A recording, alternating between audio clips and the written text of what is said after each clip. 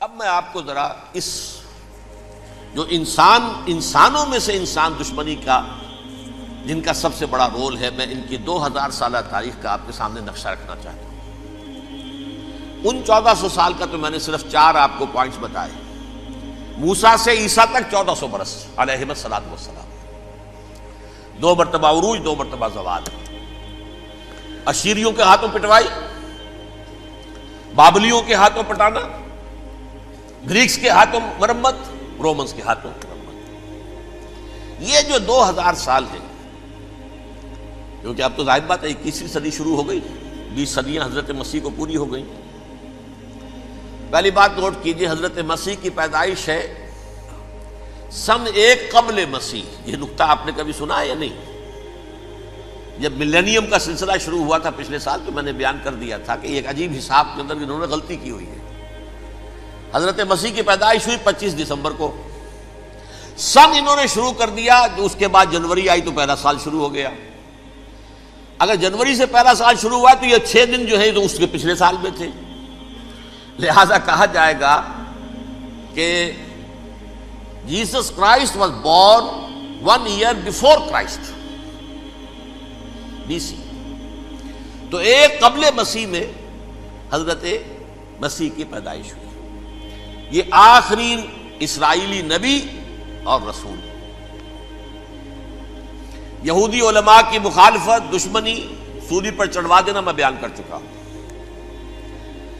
سن 33 عیسوی میں، جبکہ حضرت مسیح کی عمر 33 برس تھی، اللہ تعالیٰ نے انہیں زندہ آسمان پر اٹھا لیا، لیکن یہودیوں نے اپنے خیال کے مطابق انہیں سولی پر چڑھوا دیا، ان کی موت واقع ہو گئی۔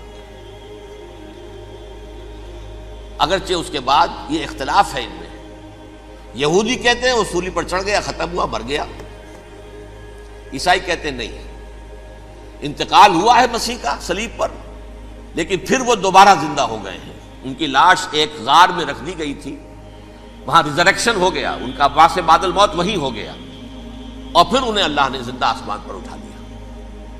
تو ہمارے اور عیسائیوں کے درمیان نوٹ کر لیجئے، یہ چیز مشترک ہے کہ حضرت مسیح آسمان پر زندہ اٹھائے گئے۔ فرق کیا ہے؟ وہ سمجھتے ہیں کہ سولی دیے گئے، سولی پر مرے، پھر زندہ ہوئے، پھر گئے۔ ہم سمجھتے ہیں کہ نہیں، وما صلبوہ وما قتلوہ، انہوں نے نہ صلیب دے سکے انہیں اور نہ انہیں قتل کر سکے، بل رفع اللہ الیہ، اللہ نے اٹھا لیا۔ پھر ہمارا اور یہ اس کا عیسائیوں کا ایک اور اتفاق ہے، سیکنڈ کمنگ آف جیسس، حضرت مسیح دوبارہ آئیں گے۔ یہ عیسائیوں کا بھی عقیدہ ہے اور ہمارا بھی۔ بہرحال تو جیسا کہ میں نے عرض کیا کہ اس وقت یہ عذاب استیصال، عذاب اکبر کے مستحق ہو چکے تھے، لیکن اللہ نے ان کی مدت دراز کی ہے، لیکن ان پر دنیاوی عذاب کا ایک کوڑا جو ہے اللہ تعالیٰ کی طرف سے اسی وقت برسا۔ دنیاوی عذاب دنیا میں رہتے ہوئے ختم نہیں کیا۔ 37 برس بعد، حضرت مسیح کے رفع سماوی کے 37 برس بعد، سن 70 میں یہودیوں نے بغاوت کی رومیوں کے خلاف۔ رومی ٹائٹس جنرل تھا ایک، اس نے پھر جو حملہ کیا ہے، 1,33,000 یہودی ایک دن میں قتل کیا یروشلم میں، اور ہیکل سلیمانی گرا دیا۔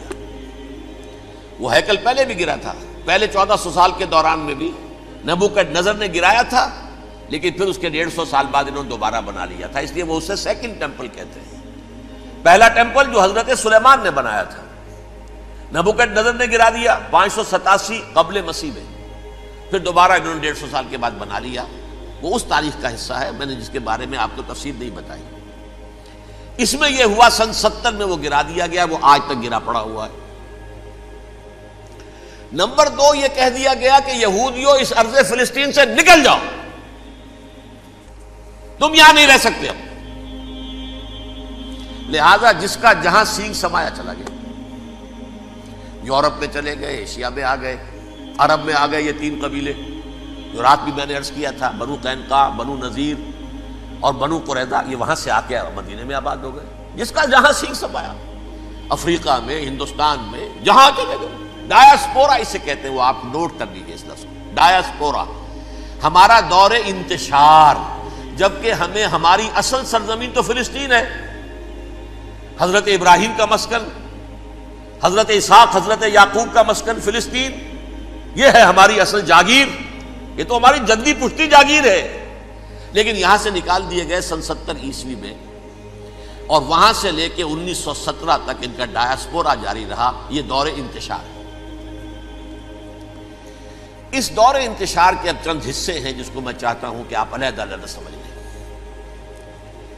دور انتشار کا جو پہلا جو ہے تقریباً 300 برس، رومی حکمران تھے، وہ یہودیوں کے بھی دشمن تھے اور عیسائیوں کے بھی دشمن تھے، عیسائی اور یہودی ایک دوسرے کے بھی دشمن تھے،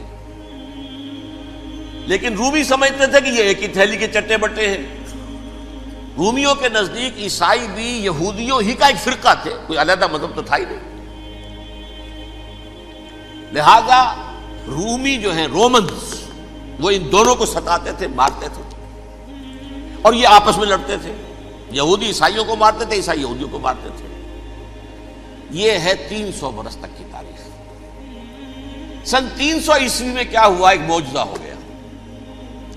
بہت عظیم ایمپرر کانسٹینٹائن، قسطنطین اعظم، رومن ایمپررز میں سے بہت بڑا ایمپرر، وہ عیسائی ہو گئے۔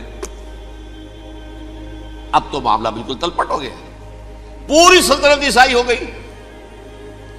اب عیسائیوں کے عیش ہو گئے اور یہودیوں پہ مار پڑنی شروع ہوئی۔ اب عیسائیوں کا آپ خود سوچئے کہ جنہیں وہ خدا بنا بیٹھے ہیں، خدا کا بیٹا قرار دے رہے ہیں، ان کے قاتل کون؟ یہودی بدماش۔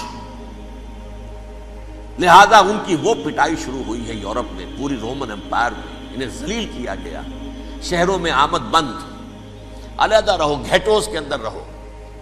یہودی کا نام جو ہے وہ گالی بن گیا، جیسے آج بھی یہودی گالی کہتے ہیں، جیسے خنزیر کا لفظ، آخر وہ بھی اللہ کی مخلوق ہے، لیکن آپ کو معلوم ہے کوئی شخص زبان پہ نام نہیں لانا چاہتا خنزیر کا، سور کا، ہے تو مخلوق وہ بھی ایک حیوان ہے۔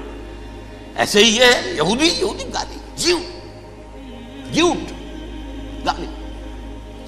لہذا ایک طرف تو ان دونوں کے درمیان دشمنی، جس کو قرآن کہتا ہے وَأَغْرَيْنَا بَيْنَهُمُ الْعَدَاوَةَ وَالْبَغْضَاءَ، ہم نے ان کے مابین دشمنی جو ہے پیدا کر دی ہے۔ اور جب یہ پوری سلطنت عیسائی ہو گئی تو قافیہ تنگ ہو گیا یہودیوں کا۔ اب آئیے 571 عیسوی، یعنی جبکہ ڈایاسپورا کو کتنا عرصہ ہو چکا تھا؟ 500 برس۔ سن 70 سے شروع ہوا ڈایاسپورا، جب ٹائٹس نے گرایا ہے ہیکل کو اور نکال باہر کیا انہیں فلسطین سے، بھاگ جاؤ یہاں ایک یہودی بھی نہیں رہے گا، فلسطین سے نکال دیے گئے۔ اس کے پورے 500 برس بعد سن 571 عیسوی میں حضور کی پیدائش ہوئی، ولادت باسعادت محمد رسول اللہ صلی اللہ علیہ وسلم۔ 610 میں آپ پر وحی کا آغاز ہوا، لیکن حضور کے ساتھ ان کا معاملہ کیا رہا؟ اول تو جبکہ حضور ابھی مکے ہی میں تھے، یہودیوں نے ریشہ دوانیاں شروع کر دی حضور کے خلاف۔ قریش مکہ کو سکھاتے تھے، پڑھاتے تھے، ان سے یہ پوچھو، ان سے یہ پوچھو، انہیں اس طرح تنگ کرو، ان سے یہ امتحان لو، یہ آپ کے علم میں ہے۔ سورہ بنی اسرائیل میں، سورہ کہف میں وہ سوالات، جو امتحانی سوالات آئے تھے، ذوالقرنین کون تھا، اصحاب کہف کون تھے، تم رسول بنے پھرتے ہو تو بتاؤ، اور یہ روح کی حقیقت کیا بتاؤ، یہ ساری ریشہ دوانیاں کر رہے تھے بیٹھے ہوئے، ابھی وہیں پر حضور ابھی پہنچے بھی نہیں۔ ہجرت فرما کر حضور تشریف لے آئے تو حضور نے، جسے ماسٹر سٹروک کہا جائے گا، یعنی اسٹیٹس مین شپ کا ماسٹر سٹروک، آپ نے مدینے میں آتے یہودیوں کے ساتھ پیکٹ کر دیا، جوائنٹ ڈیفنس پیکٹ آف مدینہ، کہ اگر مکے والے ہم پر حملہ کریں گے تو ہم مل جل کر ایک قوم کی حیثیت سے مقابلہ کریں گے۔ یہ میثاق مدینہ کہلاتا ہے، جس کے بہت غلط معنی پہنائے جا رہے ہیں آج کل۔ بہرحال میں موضوع میرا چونکہ یہ نہیں، میں ادھر نہیں جاؤں گا، لیکن ہوا کیا؟ ہر مرتبہ یہ خیانت کے مرتکب ہوئے، ان نے جو عہد کیے تھے ان سے پھرے، اندر ہی اندر سازش، ریشہ دوانی، حضور کی بدترین دشمنی۔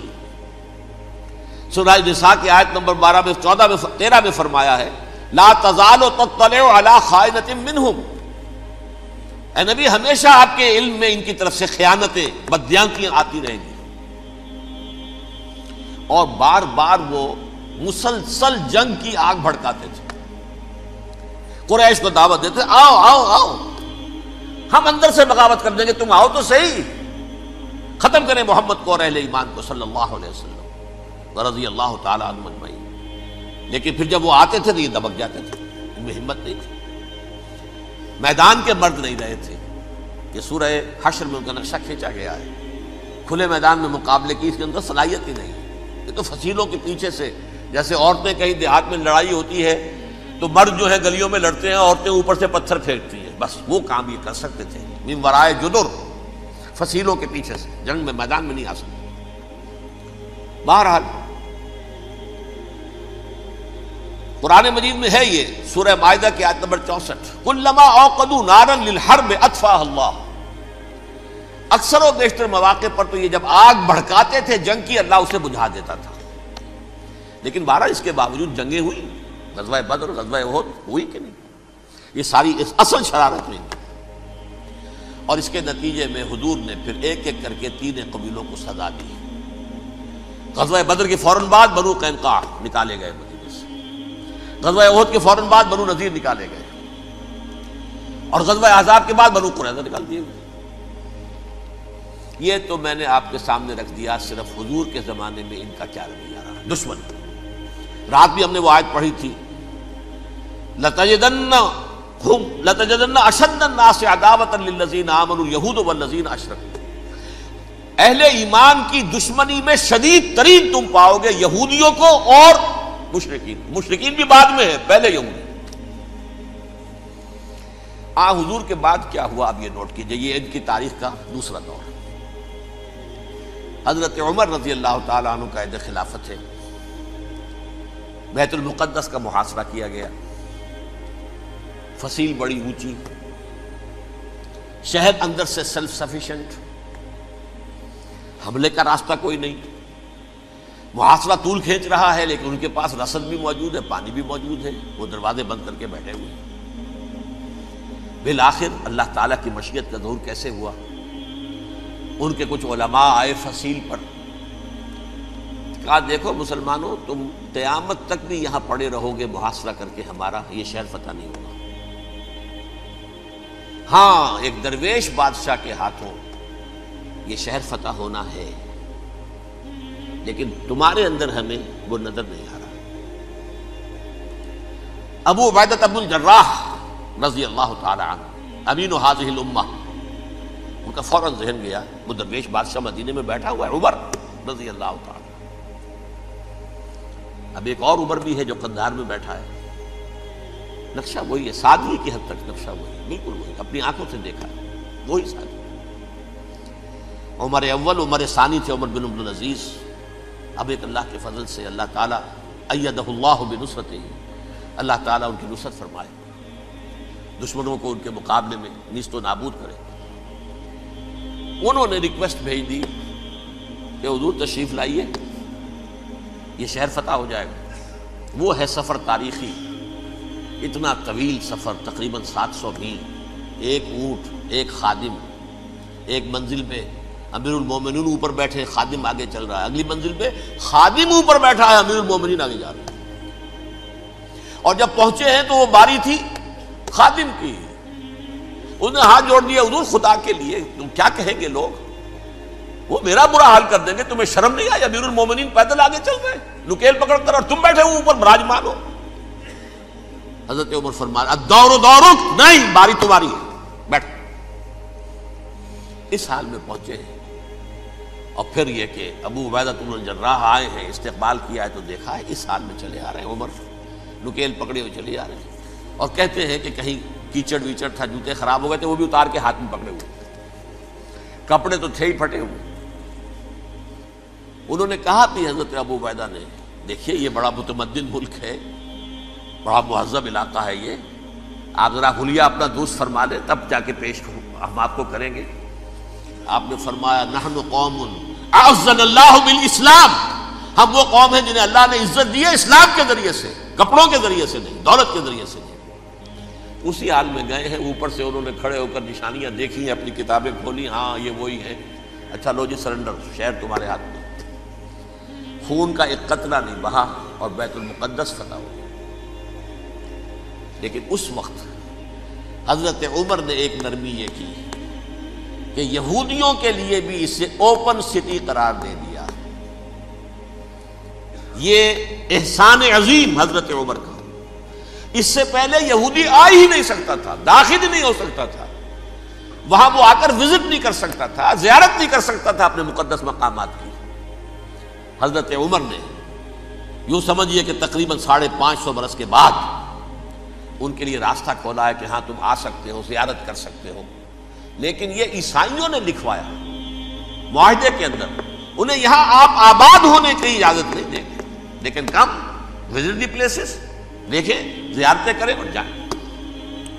یہ معاہدہ حضرت عمر کا ہے رضی اللہ تعالیٰ، جو پھر خلافت راشدہ کے بعد بنو امیہ نے بھی اس کو آنر کیا، بنو عباس نے کیا۔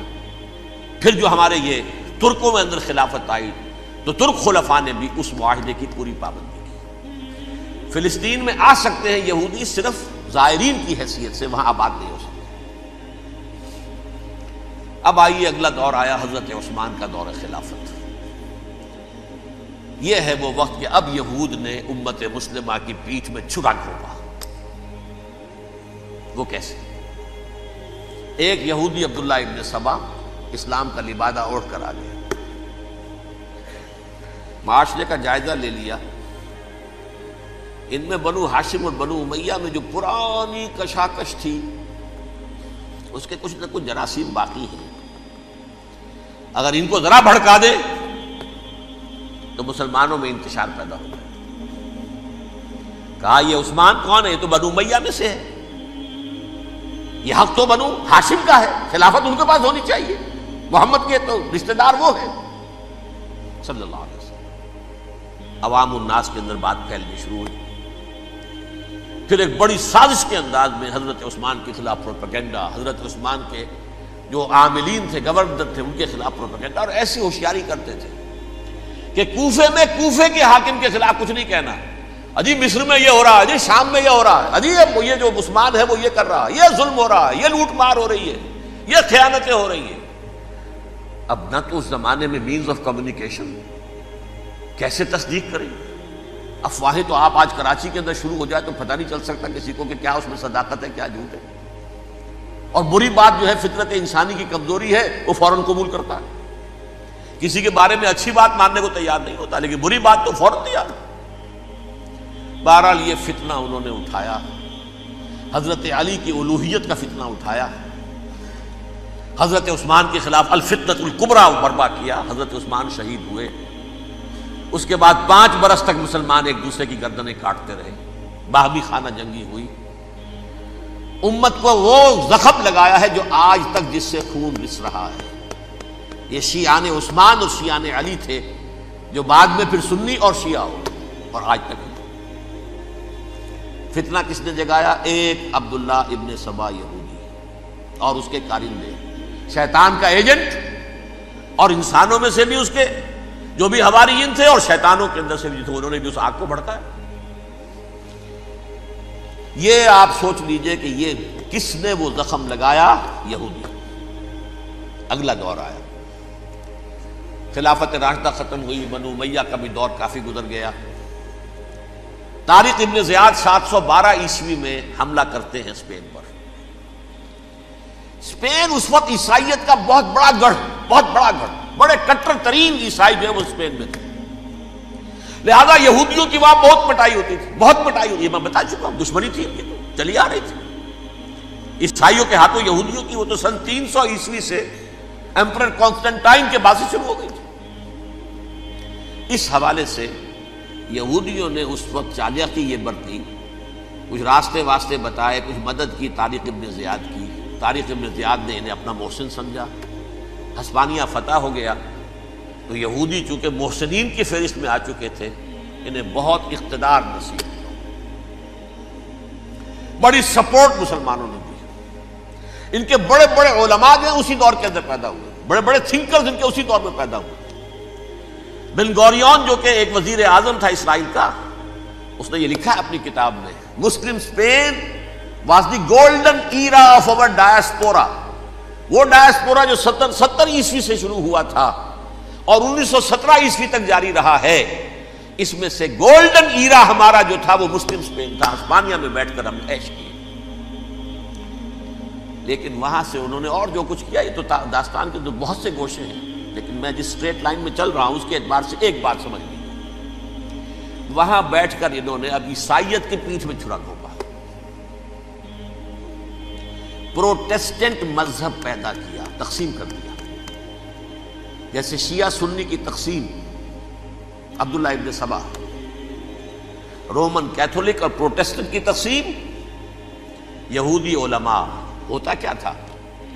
ہسپانیہ کی یونیورسٹیاں ہیں، کارڈووا میں ہے، ٹولیڈو میں ہے، گریناڈا میں ہے، غرناطہ، قرطبہ، تولیتلا، اور وہاں آتے تھے لوگ. فرانس سے چلے آ رہے ہیں نوجوان پڑھنے کے لیے، جرمنی سے چلے آ رہے ہیں، اٹلی سے چلے آ رہے ہیں. 3 ہی ملک قریب ترین پڑھتے ہیں سینٹرل جو یورپ کے ہیں. یہاں پر جو ہے وہ اسلام جو نور پھیلا رہا تھا اس سے بھی مستفیض ہوئے. جہالت کے جو ہے پردے ان کے وہ چھٹے. اس کے ساتھ ہی وہ یہودی وہاں ان کے اندر جو جراثیم داخل کر رہے تھے، وہ اس عیسائیت کے خلاف بغاوت تھی جو اس وقت دنیا میں عیسائیت اس وقت تھی. پوپ کا راج تھا دنیا میں اس وقت. یورپ میں جو عیسائیت تھی اس میں ایک طرف بادشاہ تھے، لیکن بادشاہوں کی حیثیت وہاں پر یوں سمجھ لیجئے کٹ پتلیوں کی تھی. اصل قوت پوپ کے ہاتھ میں تھی. اور پوپ کو انہوں نے جیسے قرآن نے کہا اتخذوا احبارهم ورهبانهم اربابا من دون اللہ، کیونکہ سینٹ پال نے شریعت موسوی ساقط کر دی تھی تو اب شریعت تھی ہی نہیں. پوپ کو اختیار تھا جس چیز کو چاہے حلال قرار دے دے، جس چیز کو چاہے حرام قرار دے دے. اتخذوا احبارهم ورهبانهم اربابا من دون اللہ. انہوں نے کہا صاحب یہ پوپ کس بلا کا نام ہے، یہ بھی انسان ہے. بات تو ٹھیک تھی نا، اصل حیثیت تو کتاب کی ہونی چاہیے، ڈیوائن بک، دی ریویلڈ اسکرپچر. لہذا اور یہ کتاب ہر شخص پڑھ سکتا ہے. کوئی پوپ کے باپ کو جو ہے کوئی اس کے لیے پروپرائٹری رائٹس تو نہیں ہے کہ صرف پوپ پڑھ سکتا ہے یا پادری پڑھ سکتے ہیں. ہم بھی پڑھ سکتے ہیں، ہم بھی سمجھ سکتے ہیں. یہ باتیں تھی کہ جن کو بڑھا چڑھا کر بیان کر کے اور پوپ کا اقتدار ختم کرا دیا اور توجہ مرکوز کر دی بائبل کی طرف. اب بائبل میں بڑا حصہ تو اولڈ ٹیسٹامنٹ کا ہے. نتیجہ کیا ہوا؟ یہود کی عظمت پروٹیسٹنٹس کے نزدیک مسلم ہو گئی. اصل قوم تو یہ ہے. وہ دشمنی بدلی کہ نہیں بدلی؟ موسیٰ کے امتی یہ ہے، تورات موسیٰ کو دی گئی، ابراہیم کی نسل یہ ہے. لہذا وہ جو دشمنی تھی، جو عداوت تھی کہ ہمارے خدا کو سوری چڑھانے والے ہیں یہ بدماش، اس کا ازالہ ہوا اس پروٹیسٹنٹ مذہب کے نتیجے میں. یہ میں اب آپ کو بتاتا ہوں کہ ایک نتیجہ وہ نکلا ہے جسے برٹرنڈ رسل نے بیان کیا ہے. اس کی کتاب ہے ان پریز آف آئیڈلنس، صفحہ 108. وہ لکھتا ہے the Christians retaining the Judaic belief in special revelation added to it the Roman desire for worldwide domination and the Greek taste for metaphysical subtleties. The combination produced the most fiercely persecuting religion that the world has yet known. یہ 3 چیزیں آ کر عیسائیت میں مل گئی. ایک تو جب یہ اولڈ ٹیسٹمنٹ جو ہے وہ ان کے ہاتھ میں آ گئی، اور اس کے میں کچھ آپ کو بتا دیتا ہوں کہ اولڈ ٹیسٹمنٹ کی تعلیمات، کیونکہ یہ اولڈ ٹیسٹمنٹ جو ہے یہ محرف تھی. اصل تورات تو گم ہو گئی تھی 587 قبل مسیح میں، جب پہلی مرتبہ ہیکل جو ہے تباہ ہوا ہے، اس وقت ختم ہو گئی تھی. اس کے کوئی 150 سال کے بعد انہوں نے یادداشتوں سے مرتب کر کے لکھی ہے. اب اس میں ان کے اپنے خیالات، اپنے امانی، اپنی توجیحات وہ شامل ہو گئی. لہذا میں آپ کو حوالے دیتا ہوں اس کتاب کے اندر مظالم کی جو تعلیم دی گئی ہے، اہل کتاب نے اپنے مظالم قتل عام کے جواز کے لیے تورات میں تبدیلیاں کی اور پیغمبروں پر دہشت ناکی اور بدترین حرام کاری کے الزامات لگائے. سنیے، پہلا حوالہ ہے یہ گنتی باب 31 آیات 17-18. اس لیے ان بچوں میں جتنے لڑکے ہیں سب کو مار ڈالو، اور جتنی عورتیں مرد کا منہ دیکھ چکی ہیں ان کو بھی قتل کر ڈالو، لیکن ان لڑکیوں کو جو مرد سے واقف نہیں اور اچھوتی ہیں اپنے لیے زندہ رکھو. یہ کسی اللہ کی کتاب کا یہ جملہ ہو سکتا ہے؟ کسی ریویل بک کا؟ اور سنیے، یہ ہے استثناء ڈیٹرانومی باب 20 آیت 16-18. پر ان قوموں کے شہروں میں جن کو خداوند تیرا خدا میراث کے طور پر تجھ کو دیتا ہے، کسی ذی نفس کو جیتا نہ بچا رکھنا، جیسا خداوند تیرے خدا نے تجھ کو حکم دیا بالکل نیست کر دینا. مرد، عورتیں، بچے، بوڑھے سب ختم. یہ کتاب مقدس ہے. اور سنیے، سموئیل باب 27 آیت نمبر 9. اور داؤد نے اس سرزمین کو تباہ کر ڈالا اور عورت مرد کسی کو جیتا نہ چھوڑا. نمبر 4، ان سب آباد شہروں کو ماں، عورتوں اور بچوں کے بالکل نابود کر ڈالا. کتاب استثناء باب 3 آیت 6. یہ ہے جو کہہ رہا ہے برٹرنڈ رسل، کرسچینٹی میں آ کر اب یہ تین چیزیں شامل ہو گئی. ایک تو یہ باربیرین یہ تعلیم جو ہے، اور یہ مذہب کے نام پہ تعلیم، یہ کتاب مقدس کی تعلیم. نمبر 2، رومنز کے اندر جو ایک تمنا تھی ورلڈ ڈومینیشن کی، وہ عیسائیت کے اندر آ گئی. اس لیے کہ پوری رومن امپائر جو ہے عیسائی ہو گئی، تو اسے وراثت کے اندر ورلڈ ڈومینیشن کی جو ایک تمنا تھی وہ مل گئی. اور پھر یہ کہ انہوں نے جو توہمات تھے یونانیوں کے، ان کو بھی اپنے ہاں مختلف شکلوں کے اندر جمع کر لیا. ان تین چیزوں کا the combination produced the most fiercely persecuting religion that the world has yet known. اس کے نتیجے میں دنیا میں تاریخ انسانیت کے اندر جو بدترین خونخوار ترین مذہب ہو سکتا ہے وہ شکل عیسائیت نے اختیار کی. اور اس کا مظہر عتم کیا تھا؟ نوٹ کیجیے،